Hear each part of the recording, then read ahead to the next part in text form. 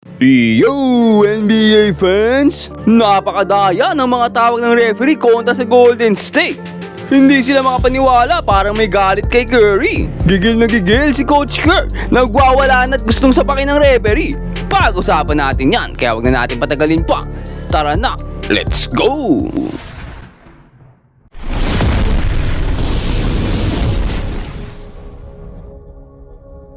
At ayun nga no, katapat nga ngayon ng Golden State Warriors itong Los Angeles Clippers na mainit at dire-diretso panalo sa pangungunan ni Kawhi Leonard. Maganda naman ang naging simula dito ng Warriors. Nakakuha pa ka ng steal dito si Moses Moody. At simula pa lang ng laro, Steph Curry naka-ankle breaker pa. Gusto nang patulugin ng kanyang defender eh.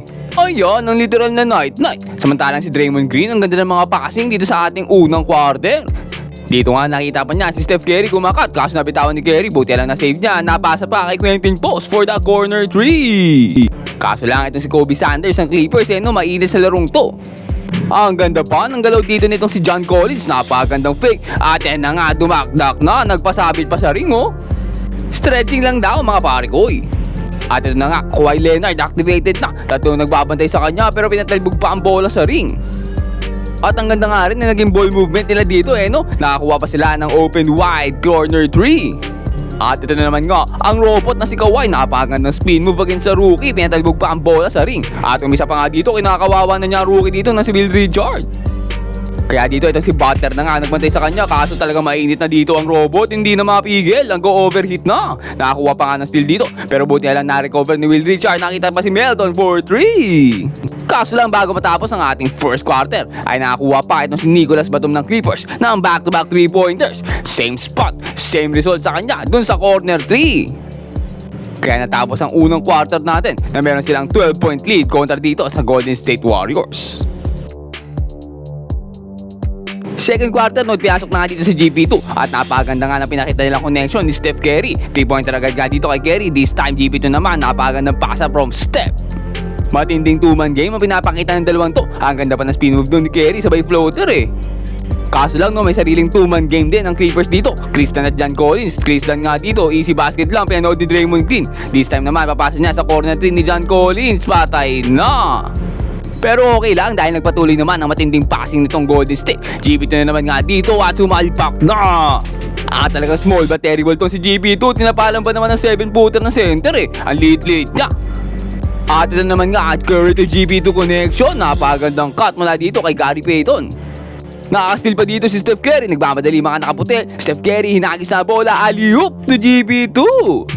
Halos silang dalawa na nga lang umiscore dito para sa Golden State. At nakakuha na naman sila ng another steal. This time Steph Curry babatuhan ng bola at ising-ising layup lang, walang kabantay-bantay. Basic na basic. At ito pa di Anthony Melton, kinasoberan si John Collins at ni-reverse pa ang tindi. Once again di Anthony Melton, pero this time i-kick out niya kay Al Horford for 3. Kaso lang ito na naman nga ang robot na si Kawhi Leonard. Si Al Horford na nga ang veterano ang nagbabantay sa kanya pero hindi pa rin kinaya. Ang ganda naman ng crossover dito ni Kobe Sanders sabay turnaround fade away.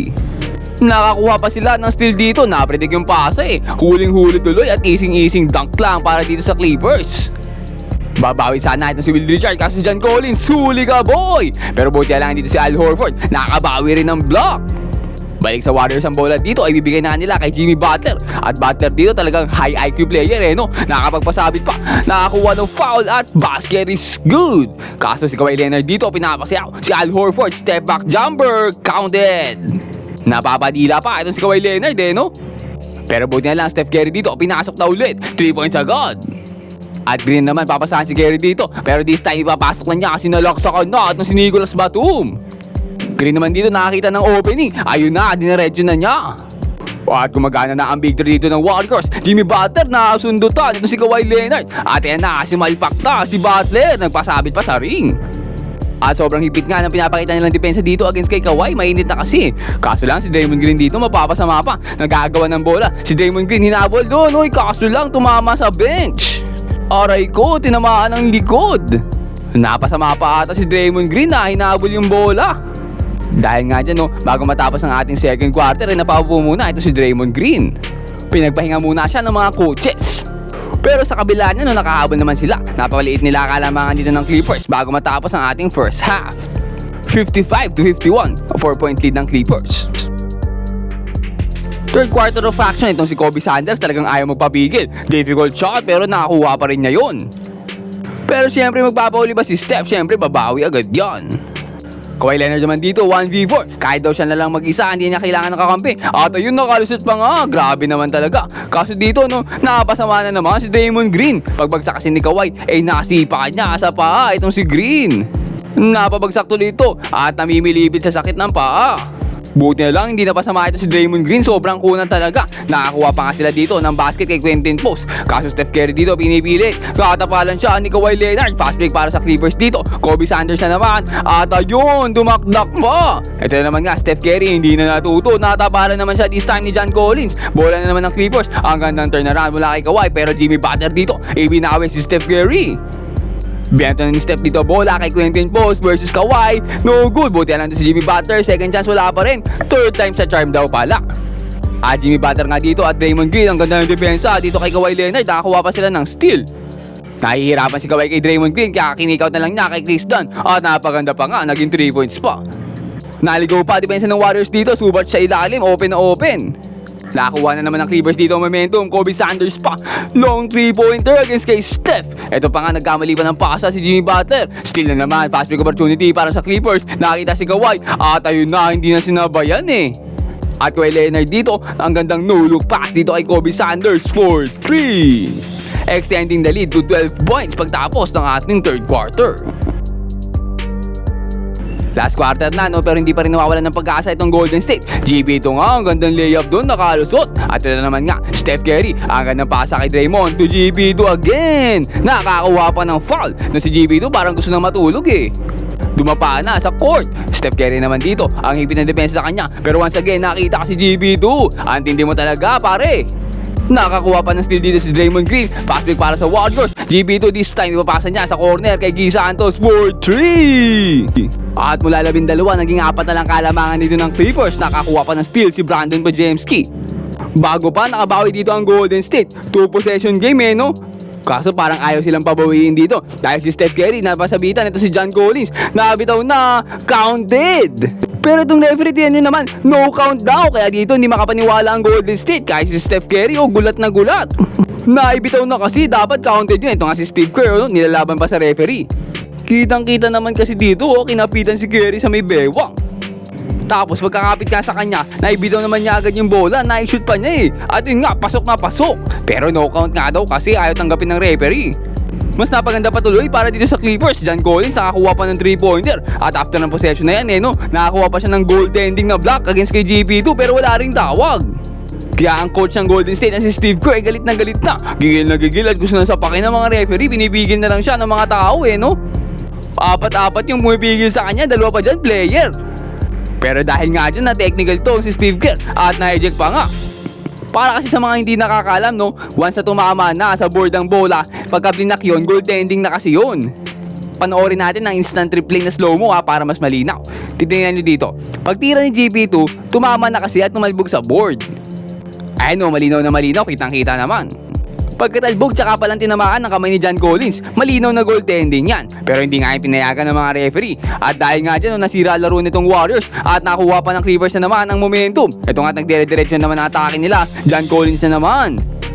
Muli nga lumaki kalamangan dito nitong Clippers. Kaya dito binalik na ulit si Steph Curry. Ang ganda nga ng depensa dito ni Curry. Kaso dito natawagan pa siya ng foul against kay Kawhi Leonard. Pang-5 personal foul na niya to at hindi nga siya makapaniwala dito. Iiling-iling pa. At talagang halata mga referees, si Kawhi Leonard dito umangat na nga yung bola. Kapag ganyan, clear violation niya. Tingnan natin ulit Tingnan nyo dito, nabitawan ni Kawhi yung bola. Lumagpas na sa ulo niya yung bola eh. Dapat kapag ganyan, lifting na yan or double dribble sa kanila. Pero ewan ko, ayaw talagang tawagan ng mga referees eh. Sa kabila niya kahit naiinis sila, hindi na nagpa-apekto itong Warriors. Nagpatuloy lang sila sa pag-atake. Give and go nga, Guy Santos to Draymond Green, back to Guy Santos. At pakunti-kunti binuburan nila kalamangan itong Clippers. Jimmy Butler again for 3. Hindi pa sila nawawalan ng pag-asa dito. Naging 4 na nga lang ulit kalamangan ng Clippers. Kaso itong si Tristan nakakuha pa dito ng 3-pointer. Nasundan pa itong inside pass kay John Collins. At dalawa na nagbabantay pero naitira pa rin niya yun. Magdo-double team na nga sila dito kay Kawhi Leonard. Kaso nakalusot naman itong si Chris Dunn. Draymond Green naman pinanood lang, ano ba yun?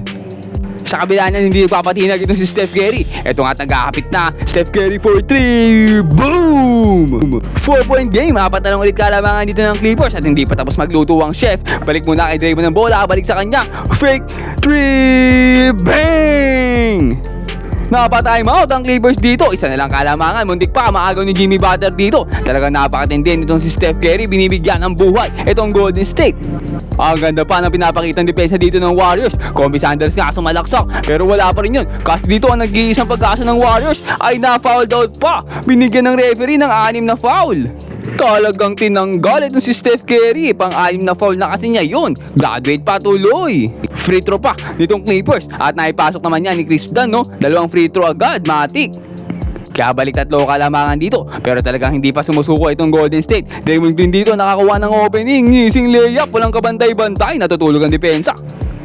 Last 15 seconds dito. Napakahigpit na depensa mula kay Jimmy Butler. Kawhi Leonard pinilit ang 3. No good. Bola dito ng Warriors. Last 7 seconds. Last chance ng Warriors to win the game. Kay Butler ibibigay ang bola dahil wala si Steph. Ito na nga, Jimmy Butler. Ayos to play, tumadrive na. Turn around, fade away for the win. Ang layo! And the Clippers survives. Panalo na sana, natalo pa. Nawala kasi si Curry eh. Napakadaya rin kasi ng mga tawag ng referee. Kayang-kaya sanang ipanalo ng Golden State yun eh. Pero dahil nga dyan, no, Clippers ang makakapag-uwi ng panalo ngayon. Ang ganda sana ng laban, sobrang dikit eh. Pero kayo, ano sa tingin nyo? Tingin nyo ba ay patas lang ang mga tawag ng referee? Comment down below and mag-subscribe ka na rin sa ating channel para lagi kang updated sa mga latest NBA happenings. Ayun lang for today. Peace out and God bless.